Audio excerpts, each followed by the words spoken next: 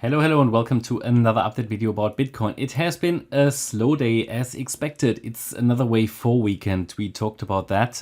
Just a quick one here. We want to start on the 4-hour chart.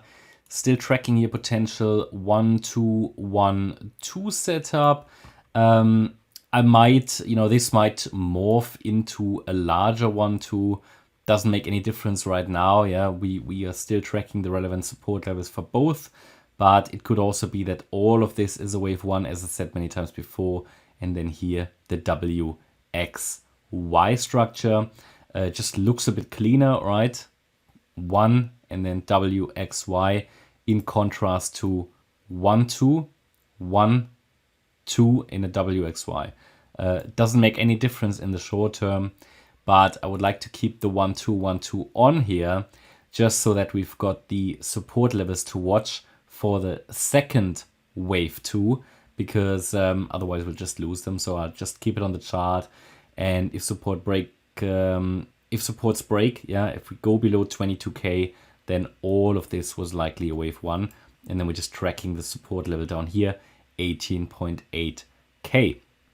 Just note that below 18.8k the door opens to basically new bear market lows. So that's our way of tracking basically the bearish structure. A few people ask me, why am I not tracking a bearish wave count? Well, because we're holding above support. So I am tracking, of course, a bearish scenario. You know that because I've got the relevant support levels on the chart. When they break, they tell us that a new bear market low gets much more likely. I just don't see the value of it, of putting a bearish wave count on the chart. As long as we're holding above support, and if I have here a 5-wave move to the upside. So, having 5 waves up and holding above support means that I'm tracking the relevant support levels to understand, okay, do they hold or not? And if they break, then it's quite clear that we're morphing into a bearish scenario all the way down to possibly 10. It's sort of 10 to 8k we would then be looking at. Nothing I find very likely at the moment, but it's just something to be prepared for, and potentially the opportunity opens up for an interesting short trade in the coming week or so. I talked about that earlier today. But yeah, primarily I am still tracking the bullish options because we have 5 waves up, so it's worth tracking it.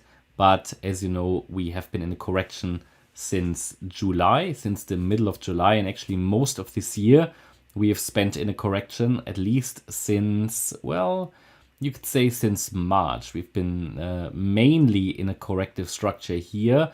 I mean, this looked like an impulse to the upside, but it turned out to be corrective. So most of this has just been a correction, and therefore very, very slow price action. In reality, like you could say that since March, not much happened, right? We've just been moving basically here in a bit of a range in a corrective structure.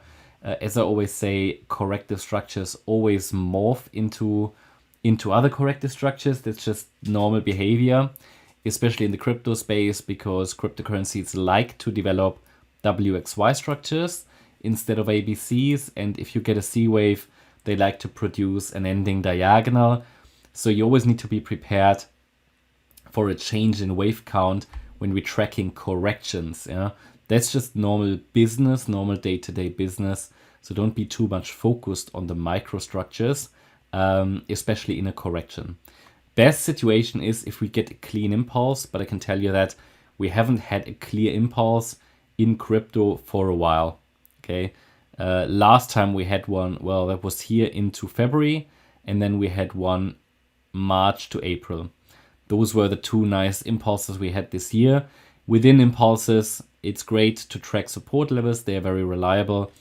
Within corrections, due to the number of different corrective patterns which are available in Elliott Wave, it is basically low probability, generally low probability, those microstructures.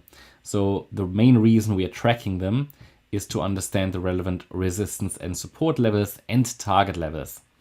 So we're focusing on lower, therefore still on the shorter time frame. There are possibilities here with the next low, that the next low could be the last one. We're tracking that in a minute, or I'll show you that in a minute. So basically we have a yellow count where we say This is a 1, 2, 3, 4, 5, and the overall correction could be finished in this region, but I would also expect another low here. Overall correction could be finished between 22 and 24K, and then we could go. So that means I'm going to watch for a bottoming structure in this region. And if we drop below 22K, then we have to watch for a low in this region around 18 to 20K. And that would be the green wave count, in which we are developing an A wave, a B wave, and a C wave. Yeah? So that's sort of what I'm watching. And if we now zoom into the detailed wave count, by the way, let me know in the comments if you have any questions about that. What I just highlighted. Yeah, here, again, you see the two options in yellow, wave 4 top, yeah, and it's coming down in a wave 5. The next low could basically be the last one, but I'd like it to go to 24K ideally. How that's going to work out, we'll see. I don't really like the length of it and how it looks, but I think it might be a bit too short. But essentially, all I want is that it goes below the low of the 17th of August. I know some exchanges already show a new low, but then again, this is not a clear 5-wave move down.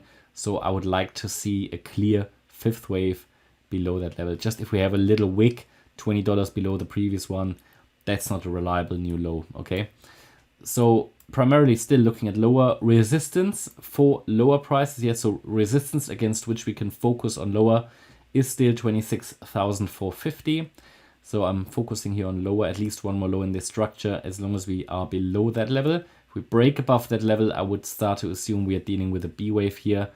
But I don't like the look of this anymore, not with those potential 5 waves down already. Again, they're not reliable 5 waves down, but this starts to look too impulsive to be still, you know, that we can develop here a higher B wave. But you know, we'll see. I mean, I have to consider it above 26,450, but as long as we stay below that level, the focus remains more imminent on the downside.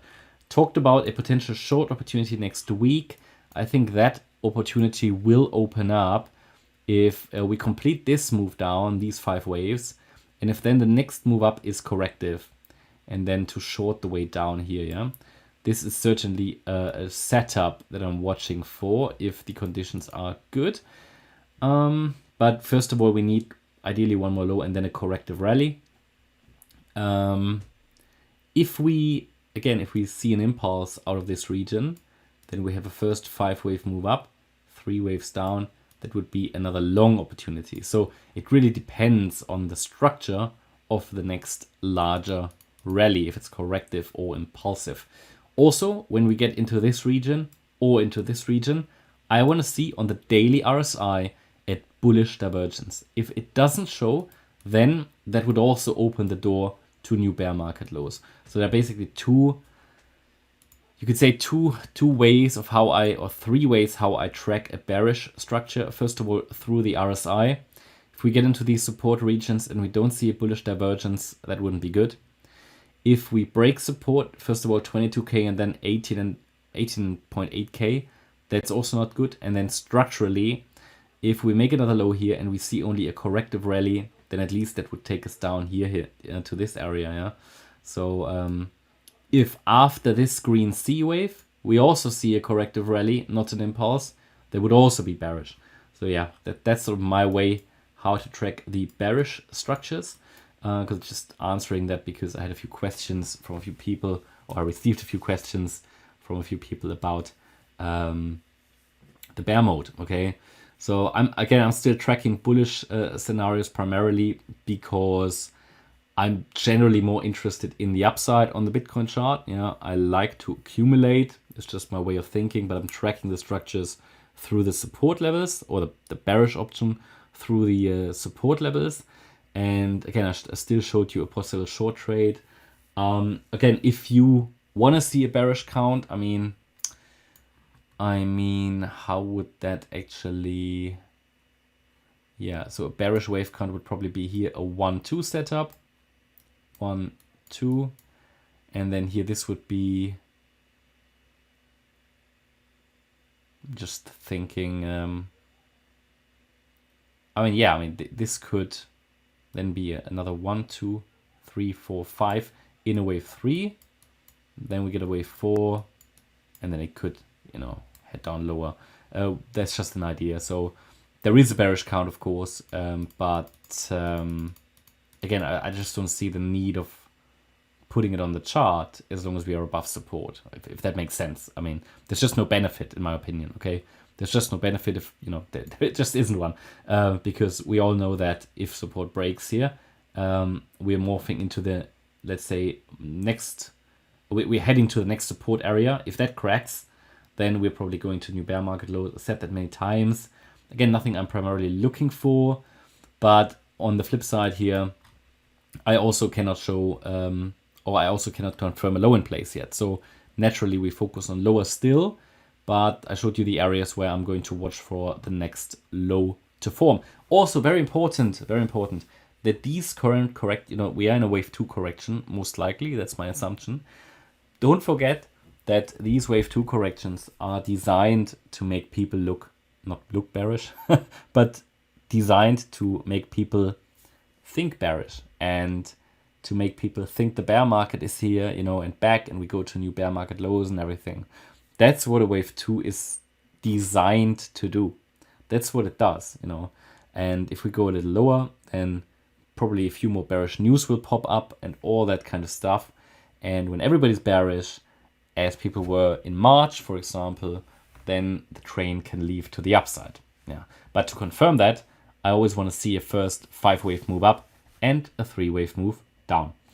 That's my update about Bitcoin. I hope you liked the update. If you did, please hit the like button, leave a comment and subscribe. And if you really like the content, then please check out the channel membership. Thanks a lot for watching. Bye-bye.